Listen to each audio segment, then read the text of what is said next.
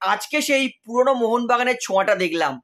Just ম্যাচটা দেখে মনটা খুশি হয়ে গেল। কি ফ্যান্টাস্টিক ফুটবল উপহার দিয়েছে আজকে মোহনবাগান সুপার জায়েন্ট সমস্ত ফ্যান্সদেরকে। সত্যি মন জয় করার পারফরমেন্স। যেইখানে ম্যাচের ফলাফল হয়েছে মোহনবাগান 4 আর নর্থ ইস্ট 2, অর্থাৎ নর্থ ইস্টকে নিজেদের ঘরের মাঠে 4-2 হারিয়েছে মোহনবাগান সুপার জায়েন্ট। আর মোহনবাগানের আক্রমণ মানে না, মনে হচ্ছে যে জাস্ট গান শুনছি কোনো সুন্দর অরিজিৎ সিং এর। টুক টুক টুক টুক পাস দিয়ে দিয়ে গোল অব্দি নিয়ে যাচ্ছে, গোল করছে। একদম ব্রিলিয়ান্ট অ্যাটাক দেখতে পেয়েছি আজকে মোহনবাগানের তরফ থেকে। আর জনি কাউকো, স্যালুট ম্যান, কি বিভৎস ভালো পারফরমেন্সটা আজকে করেছে কাউকো। তিনটে অ্যাসিস্ট, চমৎকার। আর সেন্টার হাফের এপার থেকে বল বাড়াচ্ছে এক টাচে, মানে ডিফেন্স পুরো বিখরে যাচ্ছে। এত ভালো পাস দিচ্ছে আজকে জনি কাউকো।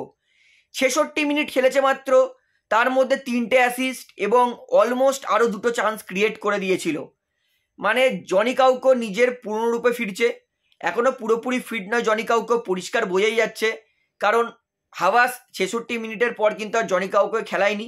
আমি ভেবেছিলাম যে জনি কাউকো মনে হয় 65 মিনিটে উঠে যাবে, তো যাই হোক সেই টাইমে উঠেছে হাওয়াস। কারণ জনি কাউকো এখনো পুরোপুরি 90 মিনিটস খেলার মধ্যে কিন্তু ম্যাচ ফিট হয়নি। জনি কাউকো ব্রিলিয়ান্ট পারফরমেন্স করেছে। মোহনবাগানের আক্রমণ মাঝমাঠ আজকে ব্রিলিয়ান্ট পারফরমেন্স করেছে অ্যাটাকের দিক থেকে। নর্থ ইস্ট তাদেরও বলবো, তারাও কিন্তু খুব ভালো ফাইট দিচ্ছিল। কিন্তু নর্থ ইস্ট, আমি আগেও বলেছিলাম ম্যাচ প্রিভিউ ভিডিওতে, যে নর্থ ইস্টের ডিফেন্স কিন্তু সুইচ অফ হয়ে যায়, সেখানে নর্থ ইস্ট গোল খেয়ে যায়। এবং আমি ম্যাচ প্রিভিউর ভিডিওতে কিন্তু আরও একটা প্রেডিক্ট করেছিলাম যে আমরা হাই স্কোরিং ম্যাচ দেখতে পারবো, কনফার্ম বলেছিলাম। তো হাই স্কোরিং ম্যাচ আজকে 6টা গোল দেখতে পেয়েছি টোটাল। একটা দুর্দান্ত হাই স্কোরিং ম্যাচ দেখেছি এবং বলবো ম্যাচটা কিন্তু পুরোপুরি পয়সা উসুল ছিল। ম্যাচটা কিন্তু দুই দলই কাঁটায় কাঁটায় ফুটবল খেলছিল, এমন নয় যে নর্থ ইস্ট পিছিয়ে ছিল। নর্থ ইস্টও কিন্তু ক্রমাগত আক্রমণ করে গেছে। তবে মোহনবাগান আজকে যত সুন্দর ক্লিনিক্যাল খেলেছে, যত সুন্দর ফিনিশিং করেছে, মোহনবাগানকে আটকানো প্রায় ইম্পসিবল ছিল। আজকে তাই হয়েছে। আজকে আমার জন্য ম্যান অফ দ্য ম্যাচ একজনই, সেটা হচ্ছে জনি কাউকো, আর কেউ হতেই পারে না। তো এইবারে ম্যাচে আসি। ম্যাচে আজকে শুরুতেই দীপেন্দু বিশ্বাস একটা আনফোর্সড এরর করে দিয়েছিল, যদিও আমি মনে করি না ওটা জেনুইন পেনাল্টি ছিল, ওটা 50-50 কল ছিল। কারণ যেহেতু ডাইভ মারছিল, হাতটা একটু উঁচু ছিল, এরকম জায়গায় লেগেছে। যদি হাতটা পিছনে করে রাখতো সেটা আলাদা কথা ছিল, সেটা 100% জেনুইন পেনাল্টি ছিল। ওইটা আমিও বলেছি আগে 50-50 কল, যে রেফারি পেনাল্টি দিলেও দিতে পারতো, নাও দিতে পারতো। তো রেফারি পেনাল্টি দিয়েছে, আমি রেফারির সঙ্গেই যাচ্ছি। তো যাই হোক, 4 মিনিটে পেনাল্টি দিয়ে দেয় মোহনবাগান এবং 6 মিনিটে প্রথম গোল করে নর্থ ইস্ট ইউনাইটেড এফসি। টমি জুরিক সুন্দর গোল ফিনিশ করেছে, কিন্তু ভিশাল ক্যাদ আজকে ওইটা সেভ করা উচিত ছিল। ভিশাল ক্যাদের হাতের তলা দিয়ে বলটা গেছিল। তো সেইখানে 6 মিনিটে 1-0 এগিয়ে যায়। তারপরে ভাবছিলাম মোহনবাগান এত নিজেদের মধ্যে, মানে যেটাকে বলে কম্বিনেশন তৈরি, মানে মনে হচ্ছিল না মোহনবাগান নিজেদের মধ্যে আন্ডারস্ট্যান্ডিং নেই। প্লেয়ার এক পাস দিচ্ছে, অন্যদিকে প্লেয়ার চলে যাচ্ছে, তো আন্ডারস্ট্যান্ডিং বসতে কিছুটা টাইম লেগেছে। তো ফাইনালি মোহনবাগান অনেক চেষ্টা করেছে, নো ডাউট চেষ্টা করেনি মোহনবাগান, অনেক চেষ্টা করার পরে ফাইনালি 45+1 মিনিটে, মানে ফার্স্ট হাফের এক্সট্রা টাইমে সুন্দর গোল করেছে কে?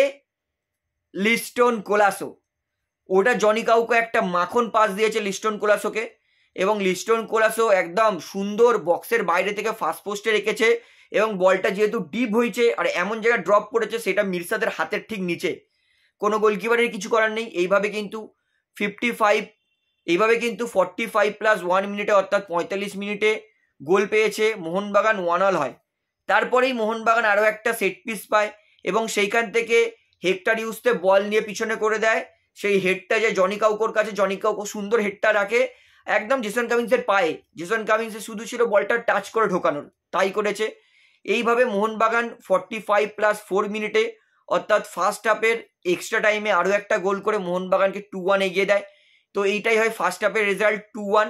তারপরে মোহনবাগান কিন্তু আবার ভালো খেলছিল নো ডাউট, কিন্তু তখন নর্থ ইস্ট তারাও কিন্তু জ্বলে উঠেছিল। নর্থ ইস্ট সেকেন্ড হাফের শুরুতেই আক্রমণ শুরু করেছিল, যার জন্য 50 মিনিটে একটা সুন্দর গোল করেছে টমি জুরিক। দীপেন্দুর কিছু করার নেই, টমি জুরিকের সঙ্গে বডি ওয়েটে পারেনি। ওভারঅল আজকে দীপেন্দু কিন্তু ভালো পারফরমেন্স করেছে।